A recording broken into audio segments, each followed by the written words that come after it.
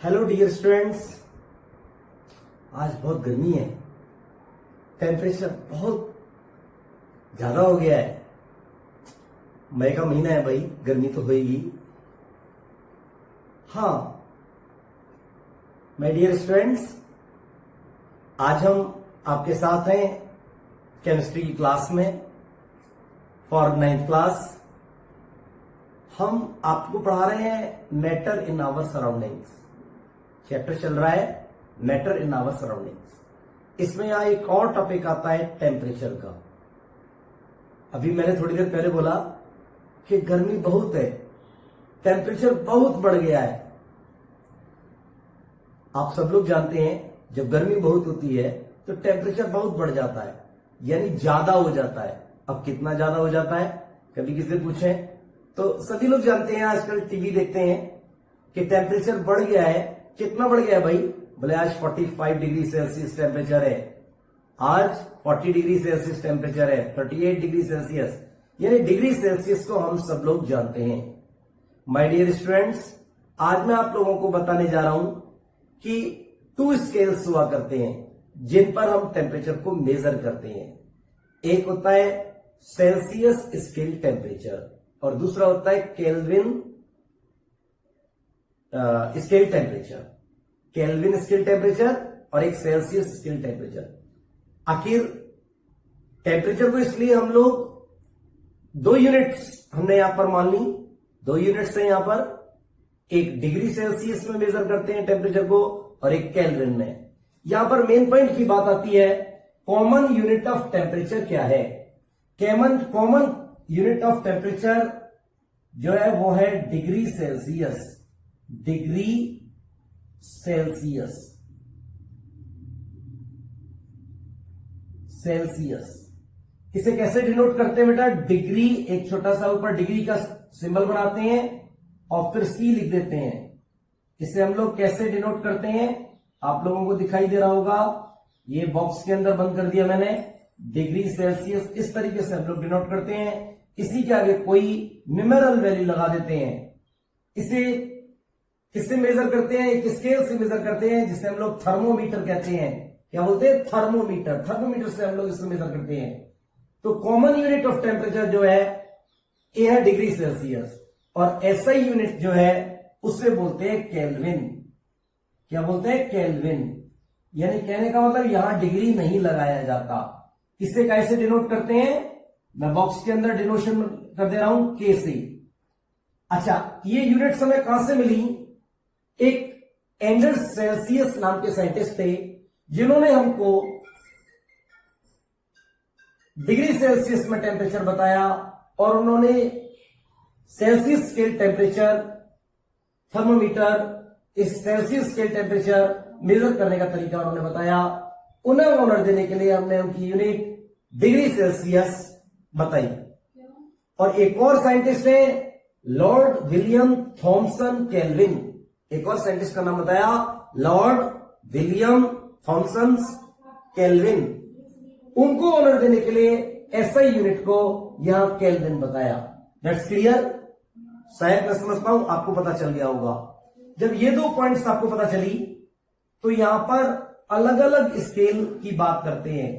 एक तो Celsius scale की बात करता हूं बेटा मैं, सेल्सियस स्केल, और एक करता हूं केल्विन स्केल की बात, केल्विन स्केल।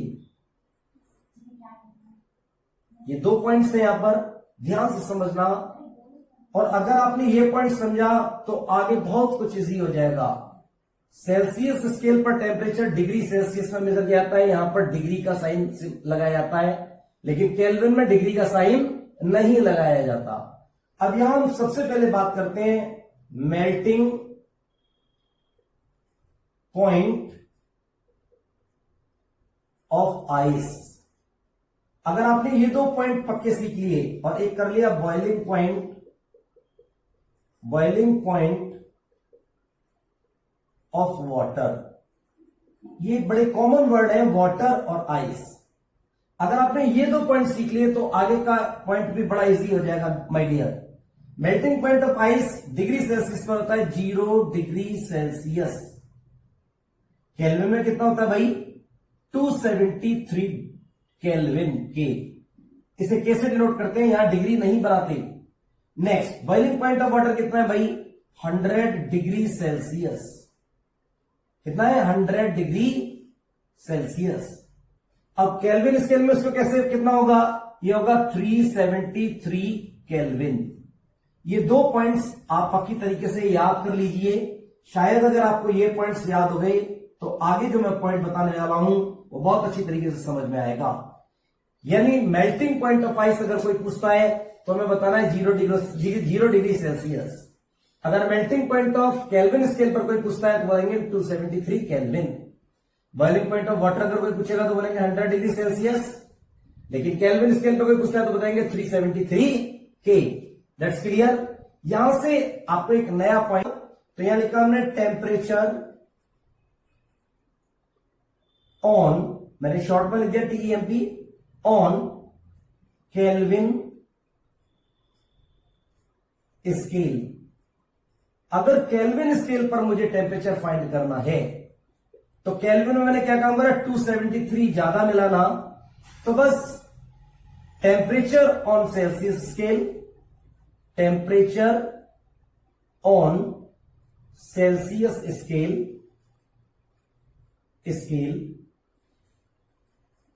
प्लस 273 मुझे लगा देना है। बस इतना सा काम करना है, 273 को ऐड कर देना है। यानी वही काम किया मैंने। सेल्सियस स्केल पर 0 डिग्री सेल्सियस था, 273 यदि अगर इसमें मैंने ऐड कर दिए तो केल्विन स्केल पर कितना टेम्परेचर आ गया? 273।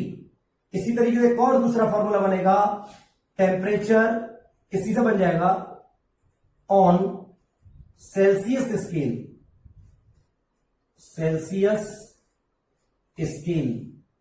तो क्या हो जाएगा? अभी टेम्परेचर सेल्सियस स्केल यहां रहेगा तो 273 इधर आएगा तो माइनस में हो जाएगा ना। सब लोग जानते हैं, ट्रांसफॉर्मेशन जानते हैं ना, RH2 LHS जाएगा तो temperature on Celsius scale equals to होगा temperature on kelvin scale minus 273।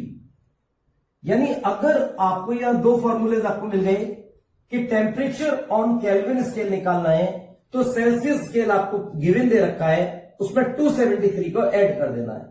और अगर आपको सेल्सियस स्केल पर निकालना है और केल्विन में दे रखा है तो उसमें से 273 को माइनस कर देना है।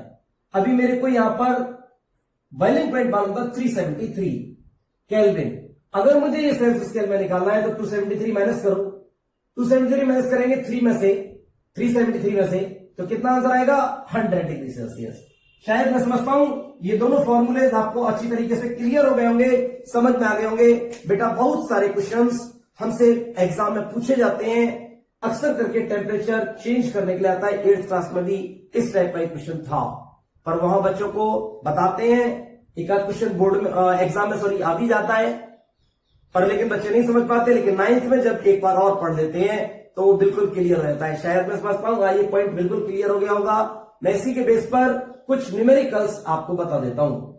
फॉर एग्जाम्पल एक क्वेश्चन पहले यही ले लेता हूं मैं एग्जाम्पल बतौर। मेरे पास टेम्परेचर दे रखा है, एग्जाम्पल दे रहा हूं एक मैं एग्जाम्पल। टेम्परेचर दे रखा है 25 डिग्री सेल्सियस। अब मेरे को इसे क्या करना है? कन्वर्ट, यहां लिख दिया convert the temperature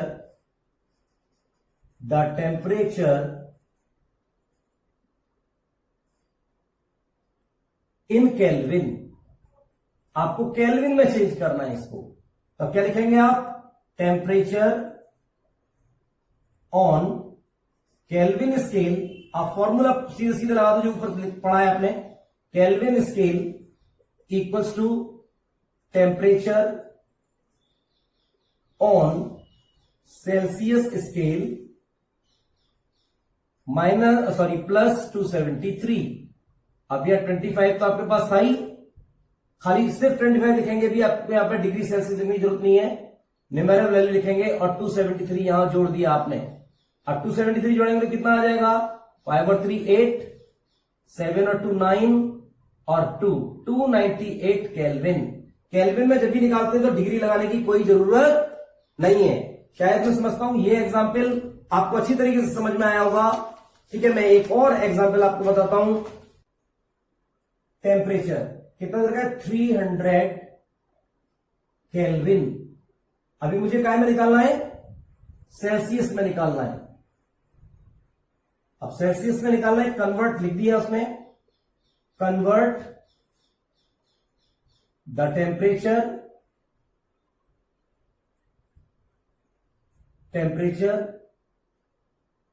in Celsius, in degree Celsius. आपको डिग्री सेल्सियस में कन्वर्ट करना है आपकी बात, सेल्सियस। अब यहां कैसे लिखेंगे, टेम्परेचर, वही फॉर्मूला जो दूसरा वाला पढ़ा था हमने, टेम्परेचर ऑन सेल्सियस स्केल। क्या बताया था, यहां माइनस कर देते हैं, कैसे, टेम्परेचर ऑन केल्विन स्केल -273। अब आपको कितना दे रखा था यार, 300 केल्विन, तो 300 लिख लिया, -273 माइनस कर लो, कितना बचेगा हमारे पास, 7 और 27, कितना आ गया, 27 डिग्री सी। जब सेल्सियस में लगाते हैं तो डिग्री लगाते हैं। इस तरीके के बेटा आपकी कुछ साइड बुक्स में, एनसीईआरटी की बुक में बहुत सारे एग्जांपल्स दे रखे हैं, आप लोगों को प्रैक्टिस करके देखना है ताकि आप लोग सवालों को कर सकें। इट्स ओके, आप लोग प्रैक्टिस करेंगे, आई होप, मुझे पूरा विश्वास है आप जरूर, I sure that you will do the numericals, practice करेंगे और बहुत सारे क्वेश्चन को करना सीख जाएंगे। और जब ये क्वेश्चन पेपर में आएंगे इस तरीके का, तो आप बिल्कुल भी घबराएंगे नहीं और फटाफट से इन क्वेश्चन को कर पाएंगे। That's clear. नेक्स्ट पॉइंट, अब मैं आपको बात करूंगा change of state of matter. यहां बात आती है change of state, change of state of matter. ये मैटर की स्टेट को चेंज किया जा सकता है। इसके 2 तरीके हैं, by 2 ways, by 2 ways, by 2 factors. इसके 2 फैक्टर्स हैं भाई। वो कौन से फैक्टर्स हैं जिनसे हम मैटर के स्टेट को चेंज कर सकते हैं। अभी भी थोड़ी देर पहले मैंने एक डिस्कस किया था कि आइस का मेल्टिंग पॉइंट, आइस जब मेल्ट होता है, आइस कैसा होता है, सॉलिड होता है, और मेल्ट होकर वो कैसा बन जाता है, वाटर, लिक्विड बन जाता है। वाटर कैसा होता है, लिक्विड होता है, और उसका बॉइलिंग पॉइंट 100 डिग्री सेल्सियस मैंने बताया था। तो यानी वो बॉयल होकर के क्या बन जाता है, गैस बन जाता है, वेपर बन जाता है। यानी कहने का मतलब टेम्परेचर के चेंज होने से उसके स्टेट में चेंजिंग आ गई। लेकिन यहां मैं बात करूंगा change of state of matter. इसके 2 फैक्टर्स हैं। कौन से फैक्टर्स हैं, बाई चेंजिंग द टेम्परेचर। पहला पॉइंट है by changing the temperature. Temperature को चेंज करके, हम टेम्परेचर को चेंज करके किसी भी स्टेट को चेंज कर सकते हैं। सॉलिड से लिक्विड बना सकते हैं, लिक्विड से सॉलिड बना सकते हैं, और हम लोग लिक्विड से गैस बना सकते हैं। और सेकंड पॉइंट है बाई चेंजिंग द प्रेशर। और उसका प्रेशर चेंज करके भी हम ये सब स्टेट्स को चेंज कर सकते हैं, मैटर की स्टेट को चेंज कर सकते हैं। यानी कहने का मतलब यहां मिला effect of change of temperature. Sorry, यहां 2 तरीके हैं, effect of change of temperature और effect of change of pressure. यहां 2 पॉइंट्स के बारे में मैं डिस्कस करूंगा, यानी टेम्परेचर से क्या इफेक्ट पड़ता है और प्रेशर से क्या इफेक्ट पड़ता है। अब मेरे को यहां बारी बारी से एक एक करके बात को बतानी पड़ेगी। पहला पॉइंट यहां मैं बात करता हूं effect of change of temperature. पहली बात कर लेता हूं टेम्परेचर। अब शायद मैं आज इतनी ही बात बता पाऊंगा, टेम्परेचर के बारे में बता पाऊंगा, प्रेशर के बारे में बाद में बात करूंगा। फिलहाल मैं इसी के बारे में बात करता हूं, effect of change of temperature.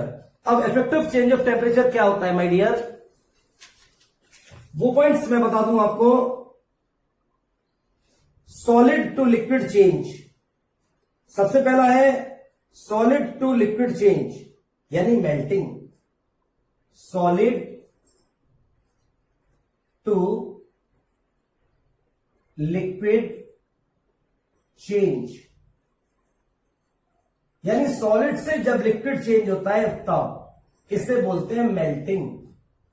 क्या बोलते हैं, जैसे हमने पढ़ा था कि आइस का मेल्टिंग पॉइंट क्या है, ये बात करी थी ना अभी हमने थोड़ी देर पहले। तो यानी यहां एक पॉइंट मिला मेल्टिंग। मेल्टिंग क्या होता है, दूसरा पॉइंट भी हम यहां पढ़ेंगे। क्या पढ़ेंगे हम दूसरा पॉइंट, क्या पढ़ेंगे,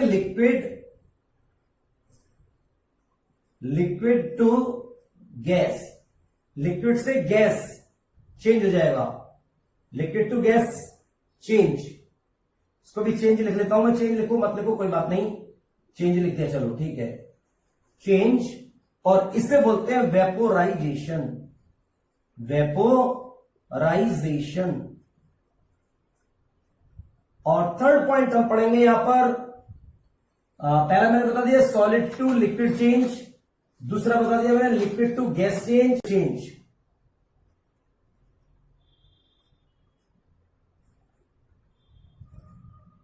लिक्विड चेंज, गैस से लिक्विड होना, इसे बोलते हैं हम लोग कंडेंसेशन। कंडेंसेशन। और एक और पॉइंट के बारे में बात करूंगा मैं,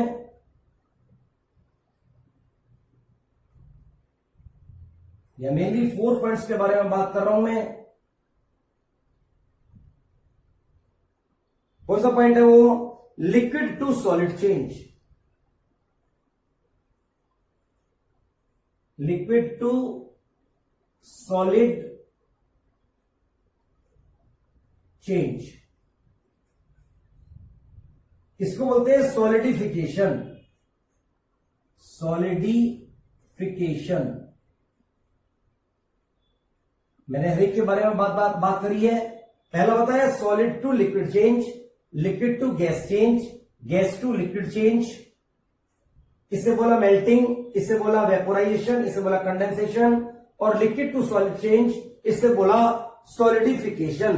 और इसको एक और भी नाम बोलते हैं बेटा, हम सॉलिडिफिकेशन के साथ एक और नाम बोल देते हैं फ्रीजिंग। क्या बोल देते हैं, फ्रीजिंग।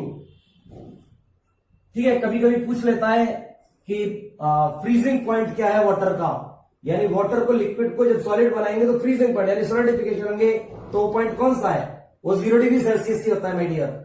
अब पहली बात करते हैं सॉलिड टू लिक्विड चेंज। अब सॉलिड टू लिक्विड चेंज में क्या होगा भाई, द प्रोसेस, कैसे बताएंगे हम लोग, द प्रोसेस, सॉरी मैं इसको थोड़ा इजी कर देता हूं, यहां लिख देता हूं मैं सॉलिड चेंजेस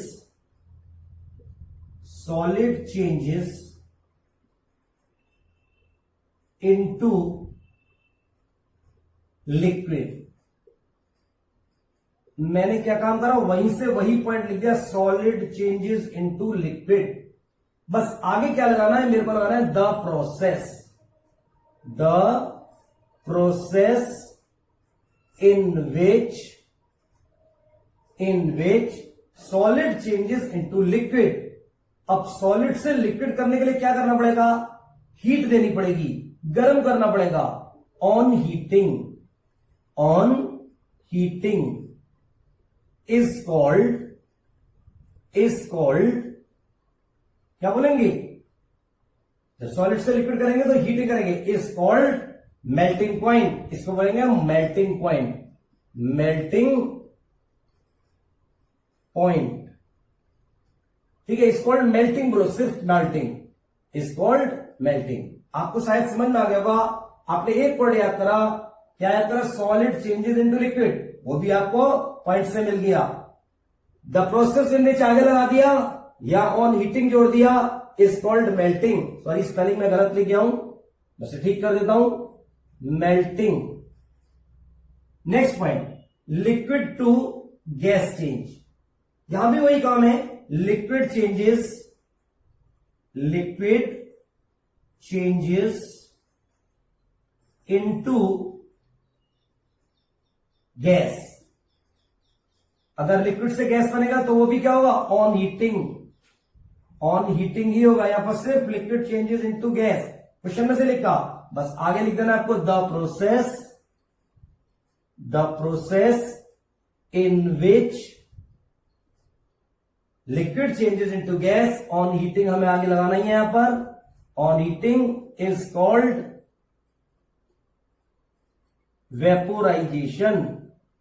वेपोराइजेशन शायद आपको समझ में आ रहा होगा। देखो यहां भी ऑन हीटिंग लिखा है, यहां भी ऑन हीटिंग लिखा है, ये मेल्टिंग हो गया, ये वेपोराइजेशन हो गया। अब यहां पर आता है गैस टू लिक्विड। अब फिर उसी तरीके से लिखूंगा, जैसे वहां लिक्विड चेंजेस इनटू गैस लिखा था, यहां लिखूंगा गैस चेंजेस इनटू लिक्विड। अभी गैस को लिक्विड कर दिया भाई, गैस लिक्विड हो गया, लेकिन यहां पर हो जाएगा ऑन कूलिंग। आपकी बार कूलिंग कर दिया, बस यहां ऑन कूलिंग इज कॉल्ड, पहले ऊपर दो प्रोसेस वाला पॉइंट तो लिखा नहीं मैंने, द प्रोसेस इन विच, ये हर एक में मैंने वर्ड यूज करा है, द प्रोसेस इन विच, शायद मैं समझता हूं आपको ये डेफिनेशन याद हो रही होगी। The process in which gas changes into liquid on cooling is called condensation. Condensation. Next, अभी यहां पर फिर वही से एक और आ गया, यहां भी वही द प्रोसेस इन विच को मेरे को लिखना ही लिखना है, द प्रोसेस इन विच। अब इन विच क्या है यहां पर, लिक्विड चेंजेस इनटू सॉलिड, या लिखूंगा liquid changes into solid, into solid. ये कैसे होगा, ऑन कूलिंग।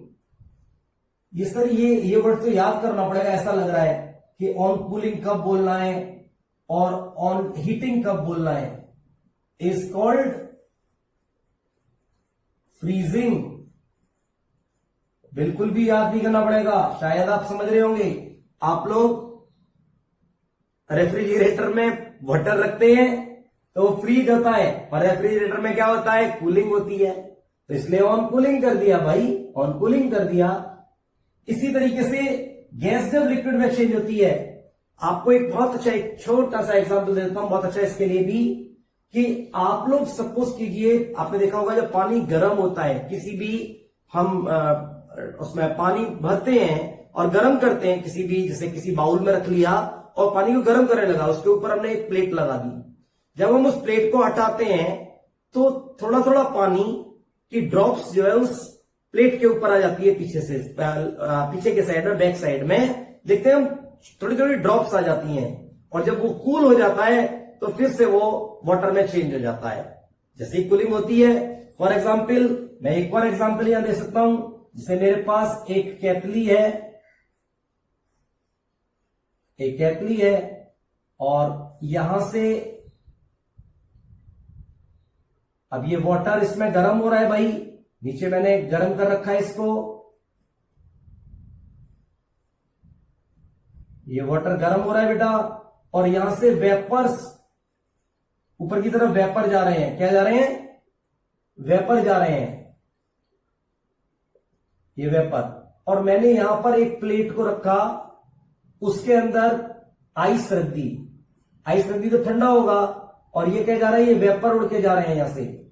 अभी वेपर जब यहां से जाएंगे तो क्या होगा, VAPOUR, वेपर जा रहा है, गैस में कन्वर्ट हो रहा है, ये जो बॉयल होगा, ऊपर बताया था ना, लिक्विड गैस में चेंज होती है, the process in which liquid changes into gas on heating. जब हीट कर रहे थे तो गैस बन रही थी। ये वाला पॉइंट क्लियर हो गया होगा, शायद मैं समझता हूं आपको ये पॉइंट क्लियर हो गया होगा।